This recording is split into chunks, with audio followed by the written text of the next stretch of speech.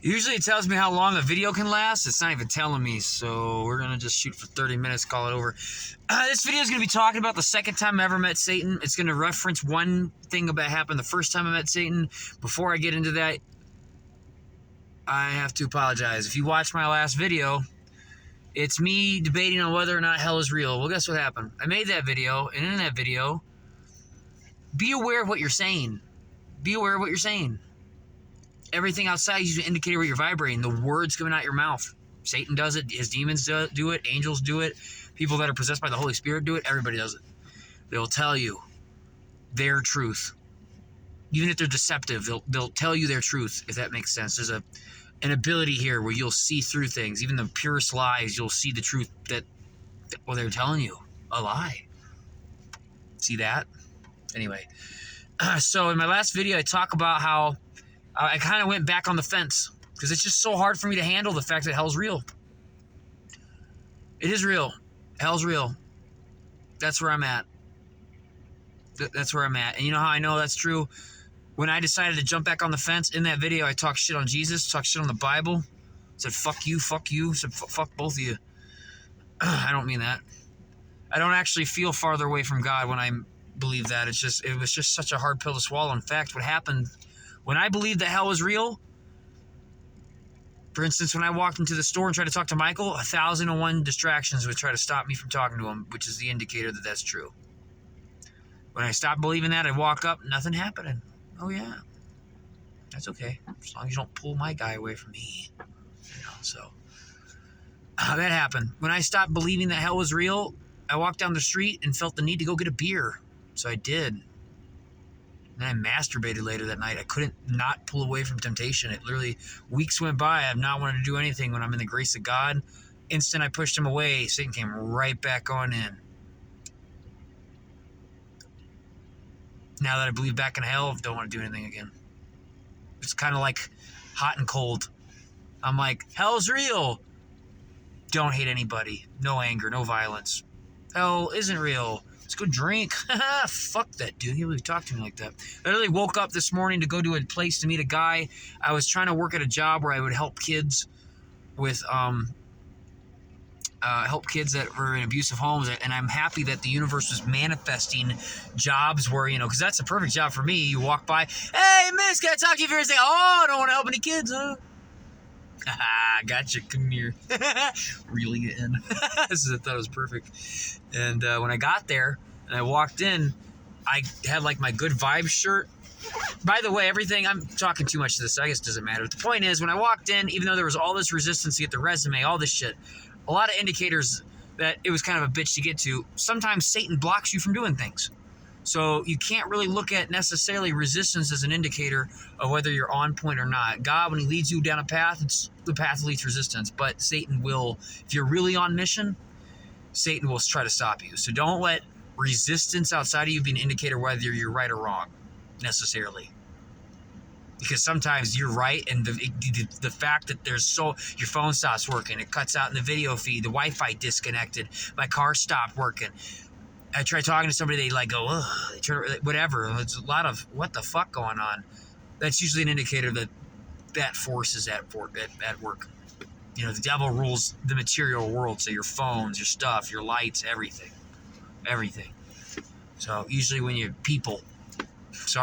put thought forms in their head. Anyway, so we're going to get to it, but I did want to say that, yeah, I believe hell's real. That's where I'm at. That's where I'm sticking with.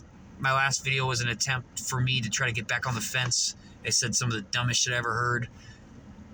But I openly admitted I could not beat this little game here of believing it wasn't real after everything I've gone through and everything I've seen. So yeah, that's where I'm currently at for 21, my birthday. Let's get to it. All right, so second time I've ever seen Satan. I will say this. I was watching a video where somebody was saying that Satan can't read your thoughts. I don't know about that because I have two experiences both times where when he was at least in my presence, he could read my thoughts. So anyway, we're going to get into it. I was in Florida, and when I was in Florida, I met this guy who had one leg. His name was Blackfoot. I love that dude. I hope he's all right. Yeah, old Blackfoot. Me and him, he would go down. We only did like one time, but we're trying to hustle. Kind of what was going on. We were down at this river area, and he could spin a basketball and do tricks with the bag. He got one leg, but he could spin a basketball, do a bunch of tricks with it, and I had a stick. So he had a sphere, and I had a cylinder. I do staff, and he do ball. This is kind of funny. So he's just spinning that, I'm swinging a stick. Hey, lady, right in front of her face. I'm joking. See how good I am with it? I dropped my toothpick. Yeah. I've never hit somebody in the face, but man, I gotten so close to people. It's crazy. Anyway, yeah, so we were doing that. We were hanging out. The way we kind of met was trippy. And I knew, whatever. Anyway, so we're hanging out. And it ended up leading us. He said he knew a guy who would pay you $100 a day to go to a job site. So we'd work on this house that we're tearing down. And if I go, I'd make $100. So that sounds good. So anyway, I agree. And we meet up with this dude. So we go to like one of those really shitty, like crack house apartments that are like, I don't know if you've ever seen it, but they look like a motel. But yeah, I think it's a motel. Like you pay daily, whatever. You got to pay like $30 a day or whatever the fuck it is. So this dude's got all his shit shoved into a little crappy, every house next door is like a meth head, a crackhead. Best case, they're just smoking pot, but every one of them's like got a gun. It's like the worst. It's like the hood. It's like the worst place you could be. Anyway, so we go over there to meet this guy, and there was like this little funny moment. I'll bring it real quick where the dude, is texting Blackfoot, and basically the deal is, bring a girl. And so before we pulled up, me and him, it's me, him, and my dog. We pull up, and there's this like ugly looking, like 55-year-old fat crackhead. And Blackfoot's like, hey, baby, come here. And I'm talking horrible right now. I'm trying to get back into a state of love and happiness knowing that hell is real. It's not easy. Anyway, fuck. Not easy to swallow. Anyway, so he's like, hey, yo, baby, come here. So the fucking fat crackhead gets in the car. And we drive. This is kind of funny. We drive over to his house. And the dude, when we open up, he's a meth head. I don't know any of this shit. I didn't know any of this was kind of stuck up on me. And we go over to his house, and there's that whole little vibe of like, this is the bitch you bring out. He said, you said bring a girl or he can't come over. Bring the ugliest, whatever, nasty, pure, don't want to touch that with a 50-foot pole. Stay over there. And anyway, so reality's just normal. That's the point. Like, that's kind of the funny joke of it. And so they're smoking meth on the bed, and him and her. And I remember that song. I'm not going to tell you that. That's a personal. But anyway, there's a song that was playing that was a little wink. Like God was talking to the music. I'll say that. 808. And so God was talking to me through the music or whatever. But I have a little dog. There's something about, I don't want to get high on meth and have my little dog. I don't want to like abuse that. I don't want to sit in my car and masturbate with my little dog watching. I lived in a Ford Focus at the time, not a minivan. I lived in a fucking 2-door car for a year and a half. That's how committed I was.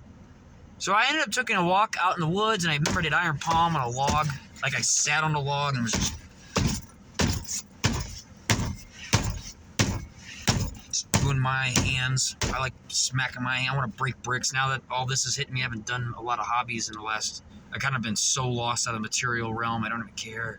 But anyway, so anyway, I went to the woods, smacked my hands on a log, felt great, came back, and I didn't smoke any meth that night. So the next morning when we went to work, I was at pretty much 100%. And I noticed something once I got there. When I got there was like 5 or 6 other guys, and they all kind of looked at me like this.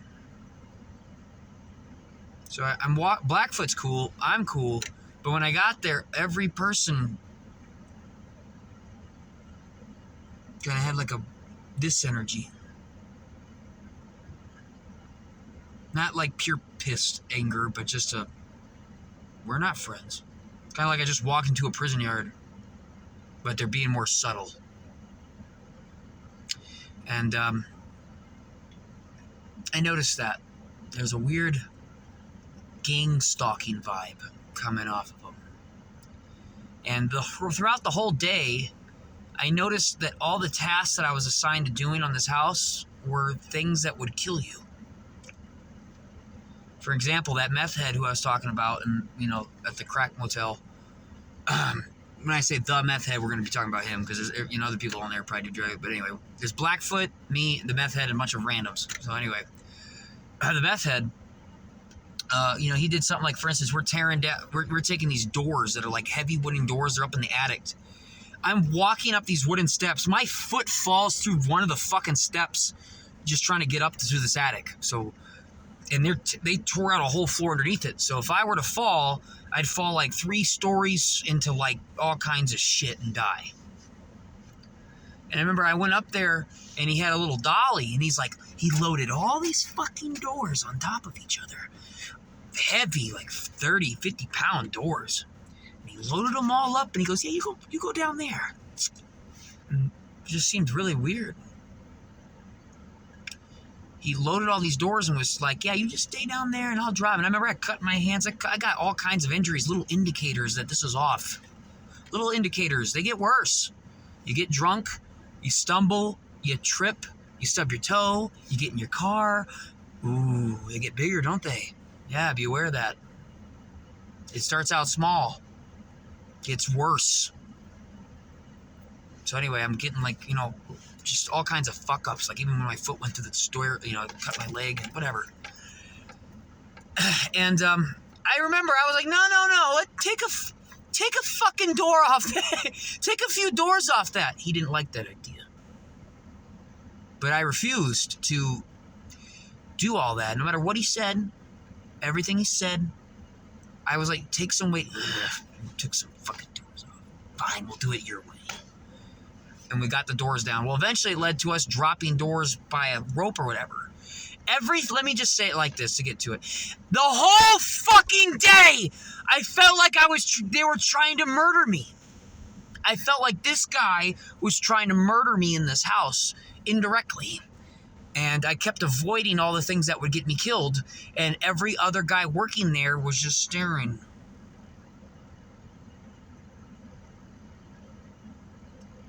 It really makes you question reality and this fleshy stuff you're in. It's not real. So I know what it felt like to be at a job site where they were trying to kill me. But I never did meth that night. So I never lowered my vibe. So there was like a certain level of awareness and protection and blah, blah, blah, blah going on that saved me. If I would have done meth that night and then went to that job site, I probably would have got severely hurt or died. That's what I believe. Anyway, so that night basically ends. And I remember the craziest shit happens. You're in the presence of a demonic energy when you manifest crazy shit. You'll see it. So I remember, that night was kind of ending.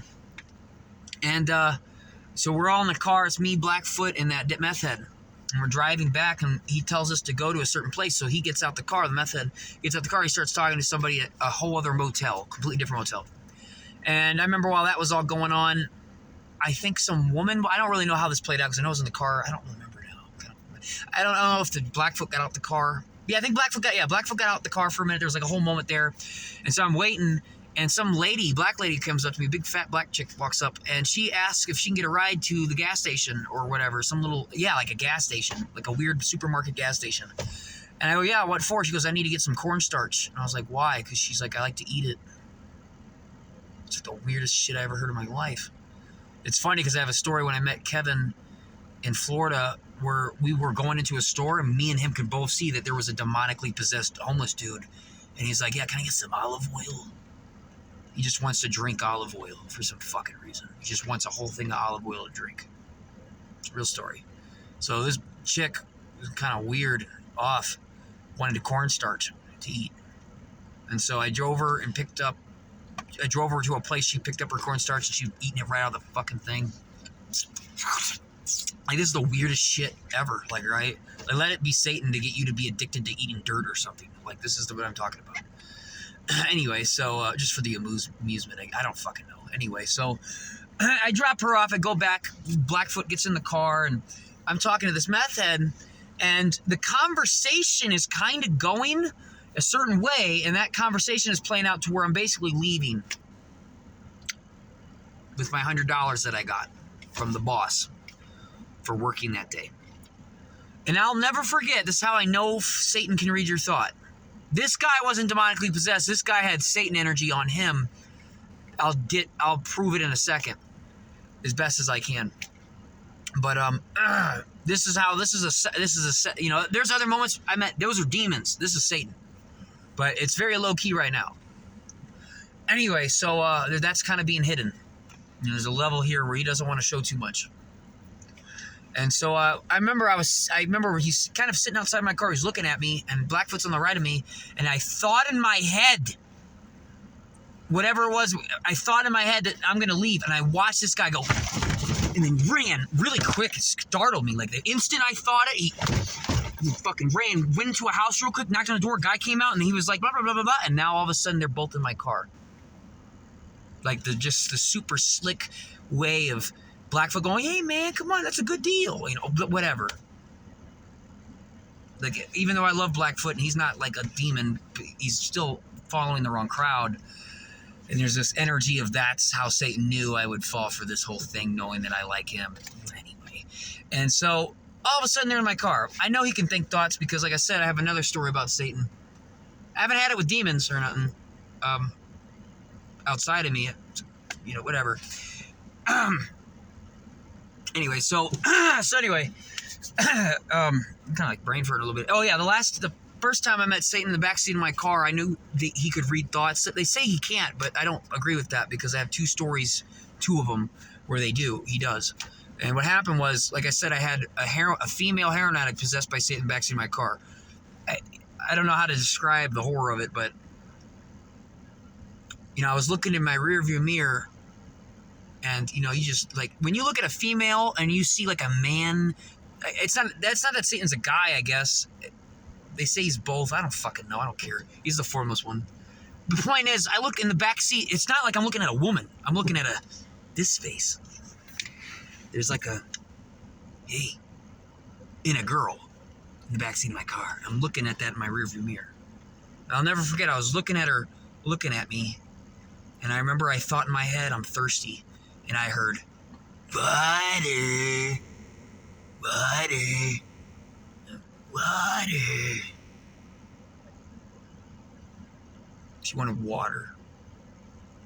So I gave her a jug of water. It was like this. It's the only water in the car between me and the Muslim and the hound dog and the narcissist, or the heroin addict possessed by Satan. So anyway, I handed her the water, him the water, whatever the fuck. And I'll never forget, she drank it and handed it back, and I drank that water. Fucking nasty. After all the days in that car, yeah, eventually I ended up drinking that water. But I'll never forget that. Drank some, I had a little yellow goop in it. Fucking hate Satan. Anyway. Fuck. Anyway, so that's how I know that he can read your thoughts. Now, he's not omnipresent. We had a conversation. There's somebody in my... yeah, I agree. I was listening to a video of a guy who was talking to Satan, but he felt the desire to, like, say, what do you want? Like, Satan was waiting there to talk. That's different. Is he sitting here reading every fucking mind on everybody? I don't know about all that. I think his demons relay information and shit like that. There's like a less connection. But he did read my thoughts twice. So anyway, back to the second story, which was the first story. The second time I met him, to clarify. So, anyway, so like I said, I'm hanging out. I'm in the car. I'm thinking, okay, time to leave. Ran like a wire, scared the shit out of me because he like knew I gotta hurry up, get the guy and get him in the car with the fucking story and the whole thing before he leaves. And so he did that as quick as he could, and it played out to where it happened. So we're all in the car, and we drive over to his shitty-ass motel. And this is where the story gets scary as fuck for me. So there was a moment where I'm refusing, basically. Oh, by the way, when I was in that house and we were doing stuff, he, like, had a meth line laid out for me, and I think it was so small because it was all that was left that I didn't do it. And he was like trying to show me porn on a phone. Look at all them bitches, man. Look at that pussy. Look at that shit. Ain't that? Look at that girl getting it in every direction. Look at that shit. This is what he was doing. He was just trying to show me porn. I think we even found photos of like a black couple with their having sex that were still in the house, and he was showing me those too. Yeah, I'm pretty sure. Yeah, there was whoever lived in that house was a black family, the mom, dad, whatever. They had like sexy photos, just trying to show me all kinds of porn and shit, and I just refused. Anyway, so I'm out at the motel, and it's like I've decided I'm going. I'm not dealing with any of this. I saw too much. Like I couldn't. They were really trying to hide themselves. The people at the job site, they didn't go too far, but just the lack of love, empathy, or childlike energy just not coming. No matter how much you try to hide it, just the fact that you can't do any of that is just like a little bit of an indicator. Not saying Satan can't love bomb you, because narcissists do that really well. But anyway, I gotta make this video quick because it doesn't even tell me what's gonna end.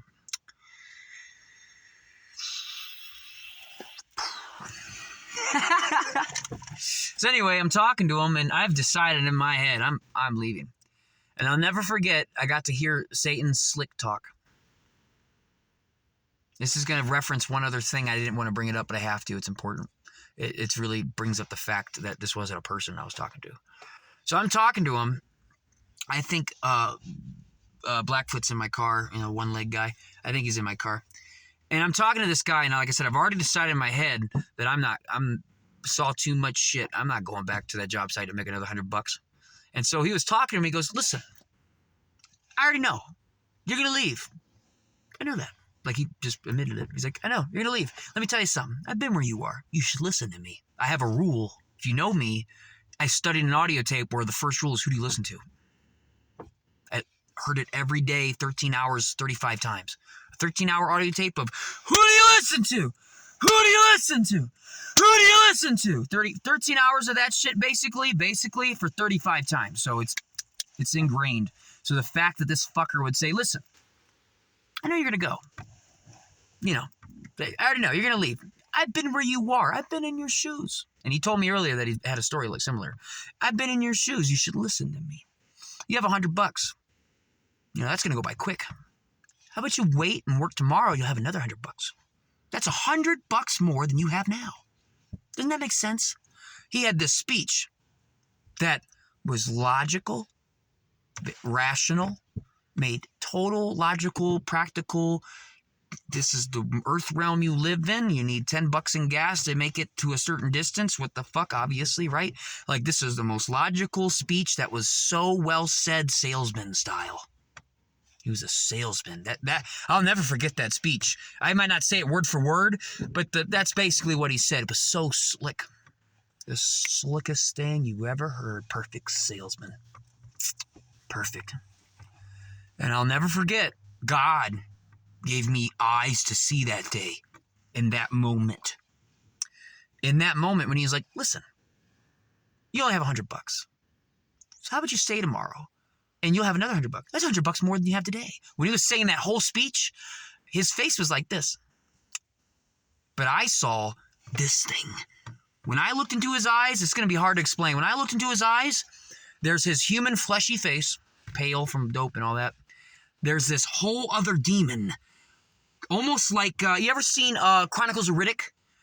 Where like he's like, well, I'll have your soul. And he rips it out. And he tries to rip Riddick's face out. And it's like coming out of his... It looked just like that. It was like a grayish thing. It was a grayish hologram popping out of the face. And you could only see it when you stared into the eyes. The eyes are the windows to the soul.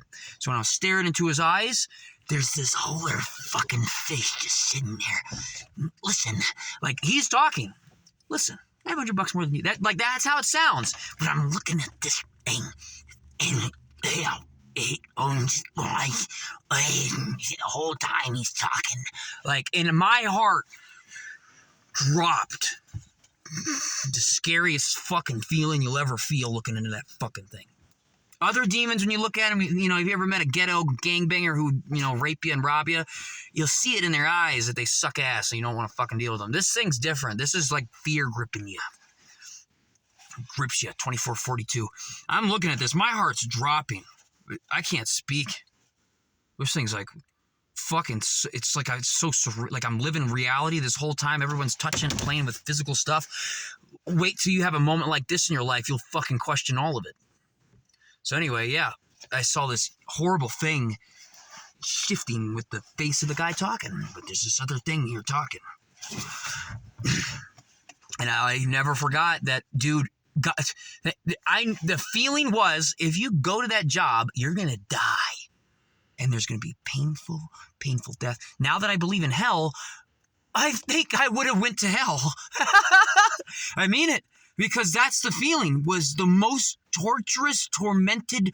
I couldn't even, for a while there, I thought at the time, because I didn't believe in hell, that maybe I would lose a limb, because there's Blackfoot over here with one leg, like that would make some kind of sense, if that makes any sense. I'm not saying if you have one leg and you hang out with them that you're going to lose a leg. Don't be all weird. But I could see like some kind of thing like that, where the God was giving me signs through the physical anyway, and I was a bit, whatever. Now that I think about it, I think if I would have went to that job, who do you listen to? And I would have listened to Satan, I would have went to hell.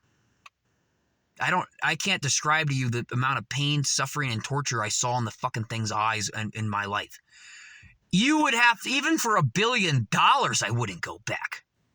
That's how bad that feeling was. Not even for $1 billion. Not even for $1 billion. Like, I mean it. Like, I mean it. Like $1 billion? Nope. This isn't like going into war where you could or couldn't get shot. This is the worst feeling you could ever feel.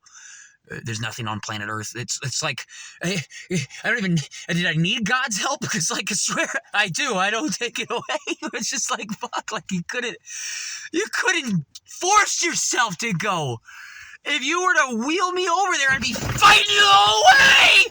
Let go! Let it go! Like you couldn't get me to go.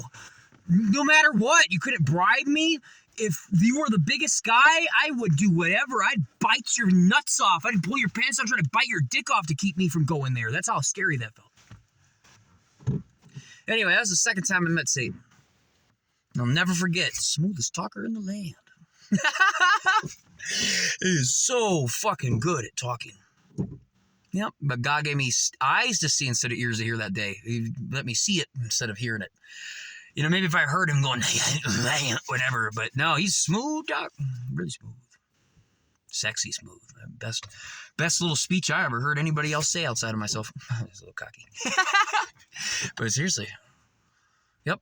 If it wasn't for that shifting dark gray face popping outwards when you looked into the eyes, just, fuck. Anyway, that's the second time I ever met Satan. Tried to kill me at a job site. So think about that next time you're looking at reality and going, man, I don't know how is the material world? I was told it's called the training balance skill. I only got a few more minutes, so I'm going to tell you one of the secrets that I was taught to me by that billionaire. The third basic, first one's who do you listen to? Teachability index, training balance scale, the 4 steps, unconscious incompetence, conscious incompetence, unconscious incompetence, conscious incompetence, conscious competence, unconscious competence. That's the fourth one. And the fifth basic is master the first 4. Fifth base, that's why I listened to it 35 times. Yeah. Anyway, so the third basic is called the training balance scale, which is basically, in the whole wide world of everything that you can do, there's certain things that go on one end and certain things that go on the other. On one end of the scale is the how, the techniques, the skill, the strategy, battle plans, picking up a phone and dialing. How do you do it? The technique.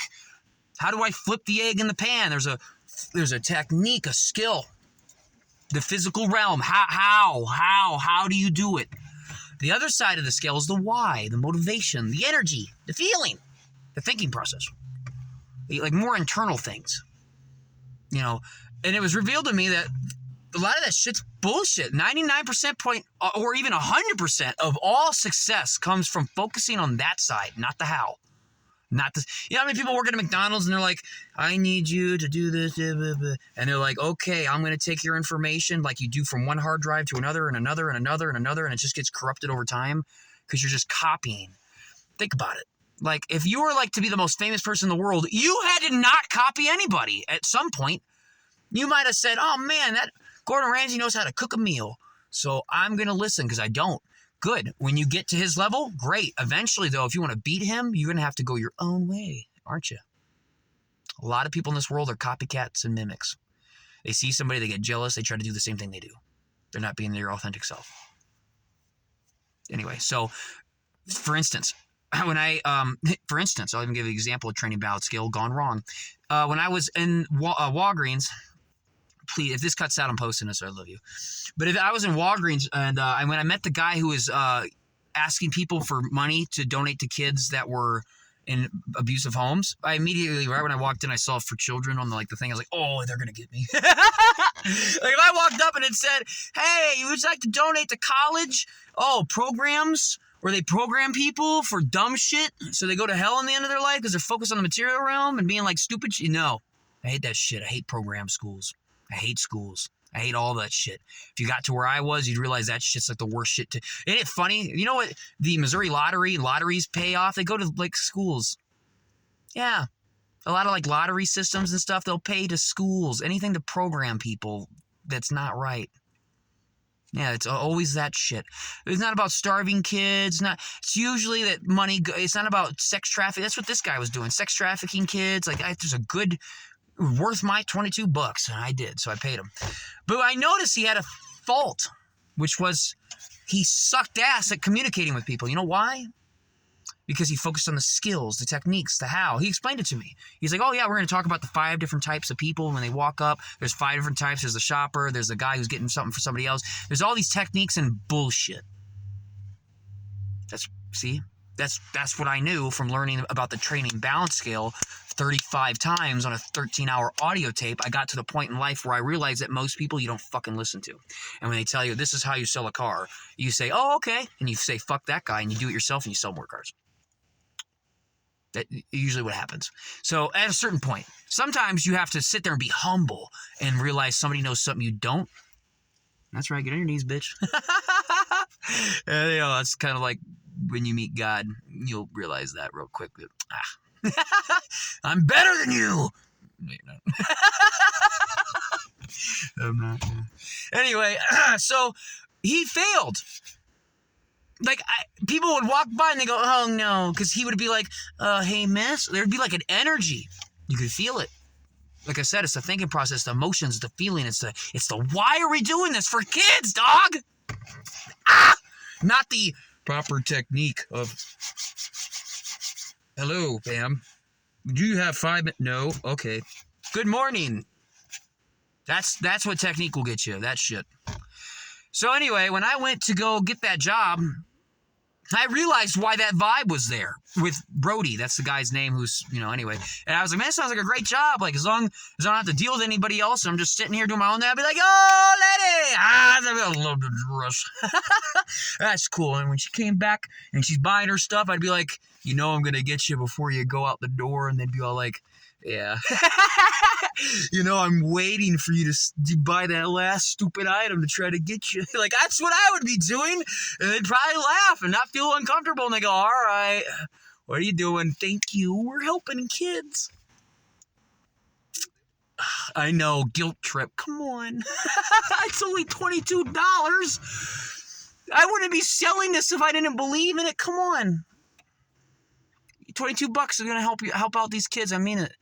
They don't have a choice. They're going to be stuck in horrible homes and they have to deal with what they got. If their parents are, I'm not going to say demonically, because, it's a job, but that's the truth.